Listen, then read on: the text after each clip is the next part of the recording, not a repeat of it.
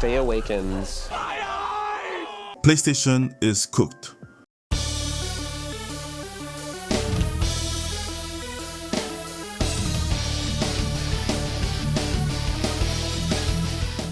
God of War Laufey and Stellar Blade Blood Rain were both shown this week, and the reaction online tells you exactly where PlayStation stands right now. God of War either gets ignored or it gets brought up just to be compared to Stellar Blade. And that's funny, because God of War used to be the game, 5 titles, entrenched in the cultural zeitgeist for years. I've been playing this franchise since I was young, PSP, all of that, and now it exists mostly as a comparison point, as the example of what Stellar Blade isn't. And Shift Up, the studio behind Stellar Blade Blood Rain, this isn't their first rodeo. We had Nike, and for those who know, we had Destiny Child.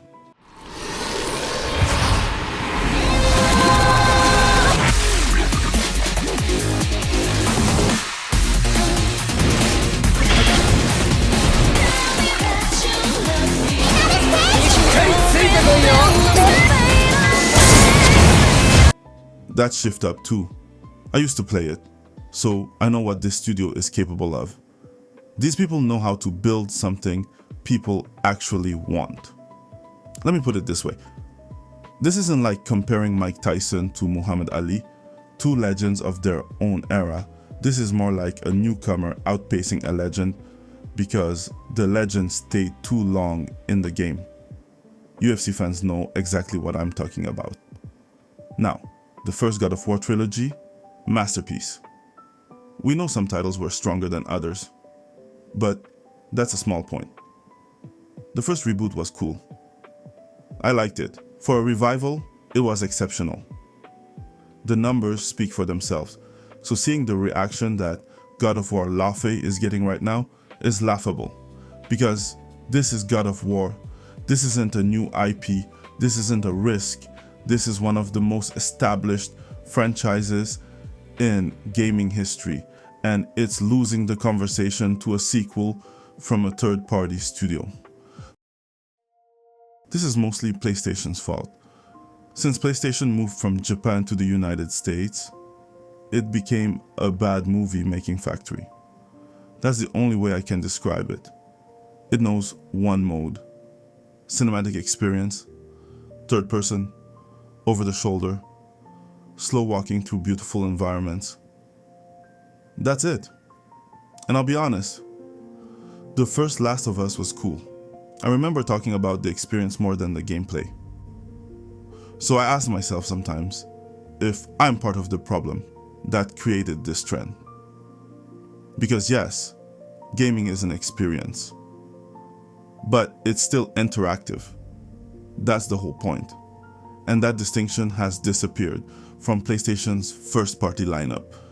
It's become PlayStation DNA now. God of War has it. Every PlayStation exclusive has it. And it's become too much. When was the last time Sony came out with something genuinely original? Astrobot was cool. I have to be honest about that. I'm not here to be dishonest, but you have to remember what Astrobot actually is. It's made by ex-employees from Japan studio who left after PlayStation shut them down, started a new studio, and made a love letter to every game they'd ever created. That bizarre energy in Astrobot, that feeling that reminds you of Little Big Planet and Puppeteers and all those weird, inventive little games that tried something new and worked or didn't work. That energy doesn't belong to PlayStation. That energy belongs to the people PlayStation pushed out. And that's not part of PlayStation anymore. PlayStation has become a sanitized, straight-line video game creator with consoles that are overpriced. And that brings me to the mythology argument, because this one is personal. I love history, Egyptian history, African history, Greek mythology. I've always loved it. And I'm African. We have a deep mythology. It's not mainstream, it's not repeated as much, but it exists, and anyone who actually looks into it knows how rich it is. Now, in God of War Ragnarok, they included a character called Angerboda, race swap, black woman, with a voodoo-doing grandma. And I talked about this with friends, and I will say it clearly. If you want to make a game about African gods, just make it.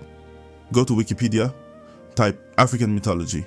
You'll find something. It's not difficult, but being so cowardly that you change Norse mythology and shoehorn in a diversity reference instead of committing to building something real, that's what I'm offended by.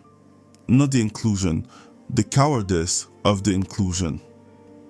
And I'll tell you something interesting. Depending on who I talk to, the black people I spoke to were more in agreement with me on this than the white liberals who came back with, we need representation. And I'll give you a secret.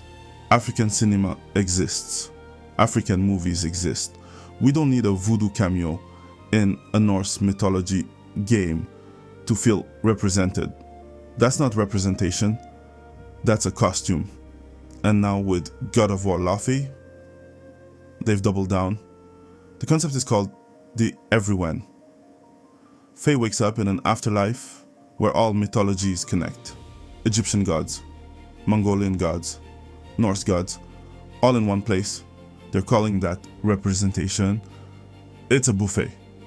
They're throwing every culture on the plate because they don't have the commitment to actually build any one of them properly. And the original creator of the franchise, David Jaffe, the man who made the first God of War in 2005, he watched the Laufey reveal and compared it to Forspoken. Did I just do that? Well, definitely with my assistance. I did not just do that. We did. I just moved shit with my mind. Perhaps our connection has somehow awoken some abilities. I just moved shit with my mind. Said it was uninspired and dull. Said, this is not God of War. Let that land.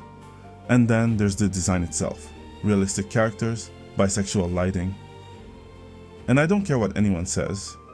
If you tell me bisexual lighting doesn't exist, you're either indoctrinated or you're dishonest.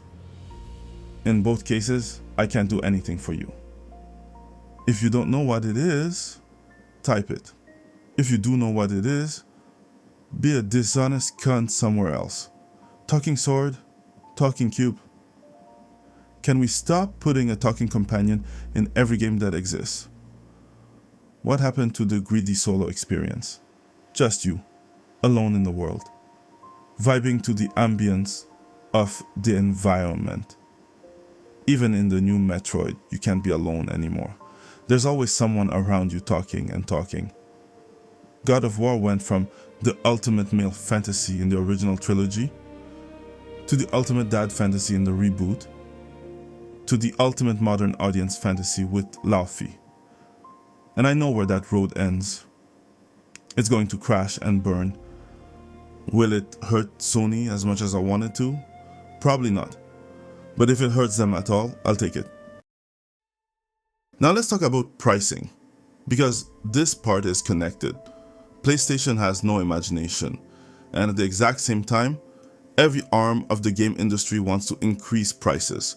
$70 base, DLC on top, season pass on top, battle pass if they can get away with it. They're trying to squeeze every drop, and I understand why, which is not the same as defending it. As a consumer, you let them, and I need you to sit with that. Do you remember 2013? Xbox announced they were going to control how you share your games, how you resell your games, the shareholder logic. And what happened? PlayStation mopped the floor with them. This is how you share games on PS4. That video, that moment. This is how you share your games on PS4.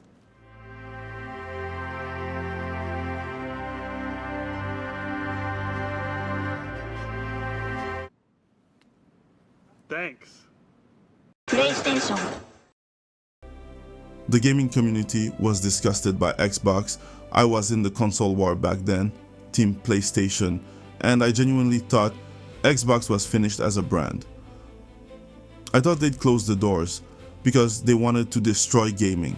And now, PlayStation is doing the same thing.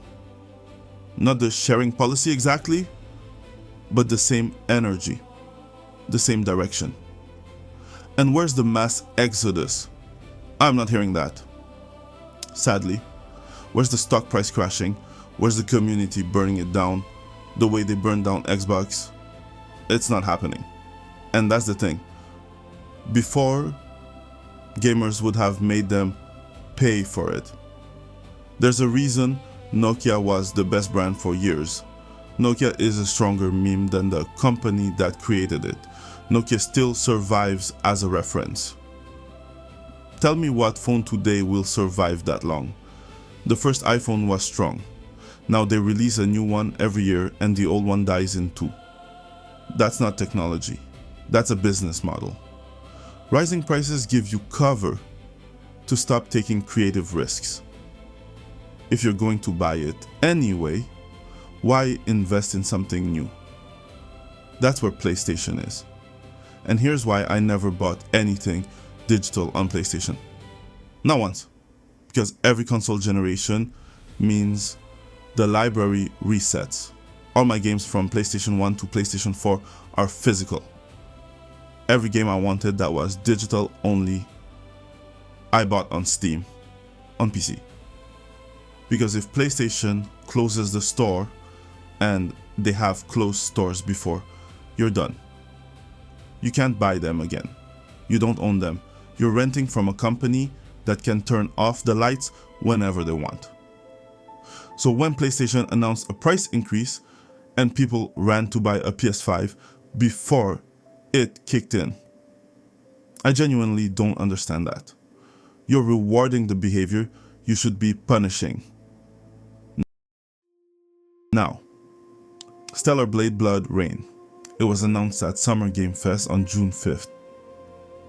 And the first thing I noticed was people comparing it to God of War Laufey. Both games have female protagonists, both announced the same week, and here's what I found funny. If you didn't want to play as the God of War Laufey character, you were a sexist misogynist.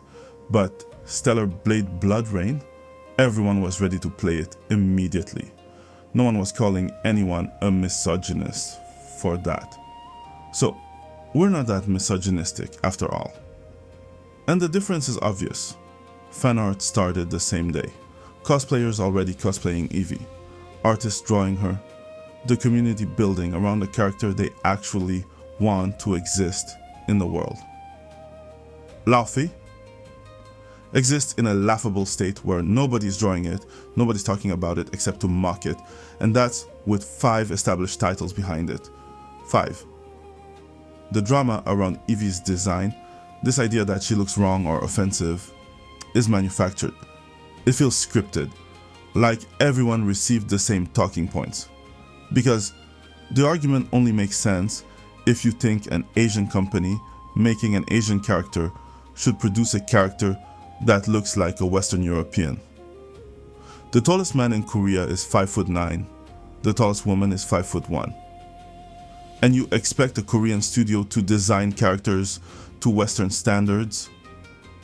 Either you're dumb as shit or you're being dishonest.